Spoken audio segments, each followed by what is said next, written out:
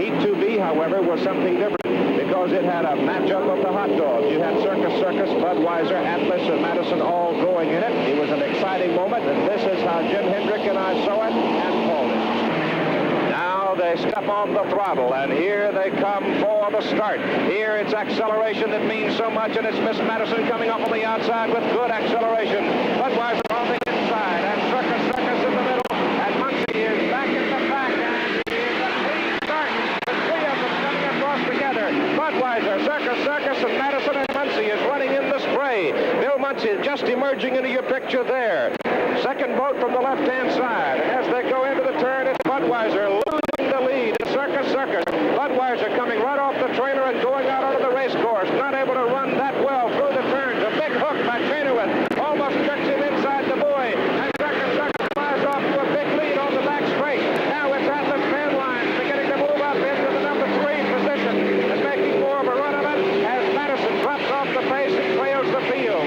It is now Budweiser going in a little hotter. Let's see whether or not they've been able to get some more aerodynamics solved in that new craft as he goes in hot. Muncie closing behind him, and let's see whether or not young Steve Reynolds can hold Circus Circus tight to the buoy as they work their way through. Look at that tremendous wall of water that skid pan really kicks up. Now here comes the turning problem. Circus Circus down off the turn, handles it well. This time Budweiser with Chainowit. Jim Hendricks goes way wide, and Muncie is snug on the buoy and saving distance.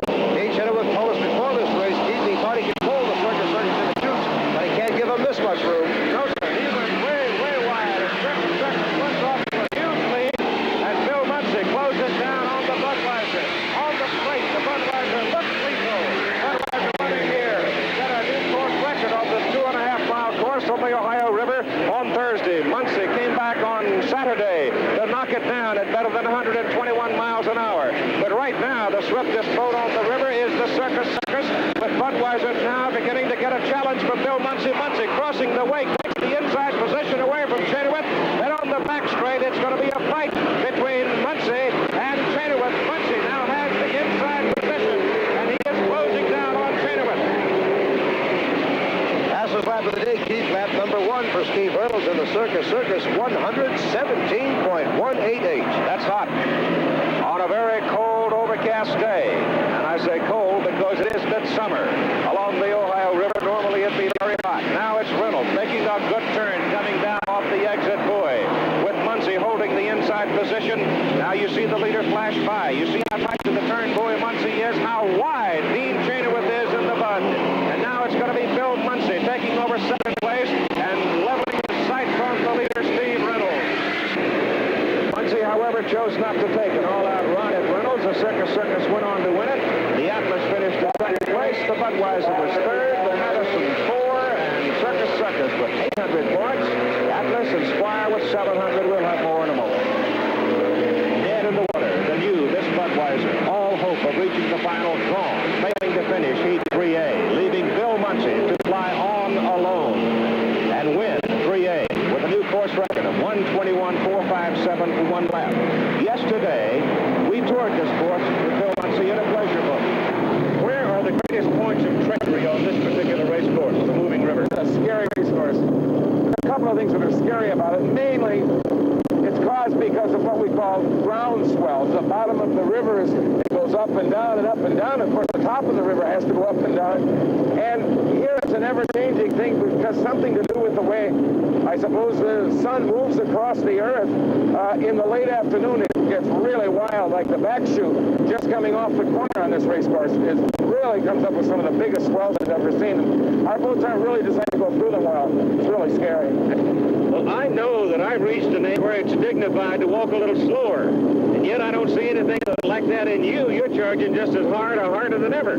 I think I'm convinced older's better. I really am. And the reason is I'm driving faster than I've ever driven, and I'm not an exceptional guy. I've had an interesting background, and I've had certain skills that I've been able to lend to a racing atmosphere. But, you know, why do people all of a sudden, when they reach 50, think, oh, I got 15 years to die, so they proceed to get ready for it? When if they would stay with what they're doing and keep at it, they do better and better and better. And I think that's exactly what I'm proving decisively, if nothing else, by racing, is that, hey, the older you are, the better you are, because you've got conditioned reflexes, you've got background, you've got experience. What good are reflexes if you're in your 20s if you don't really know what to do? You know?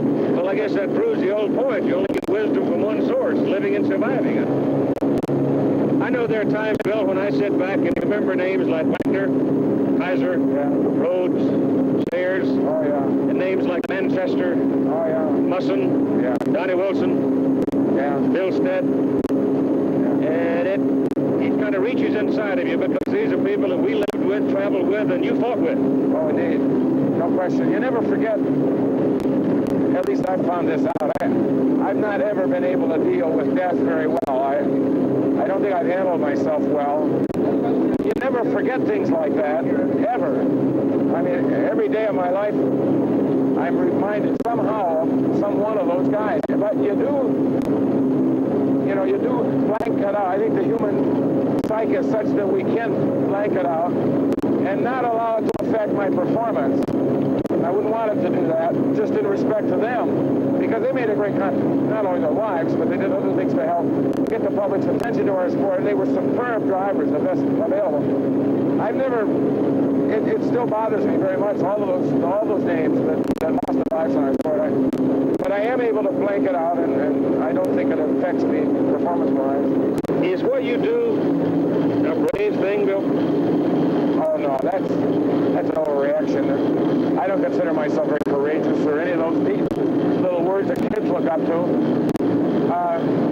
I'm really prepared to do what I'm doing, and I do it very professionally, and I'm good at it. I'm a great student of the sport, and I feel responsible to the sport, and it has anything to do with courage.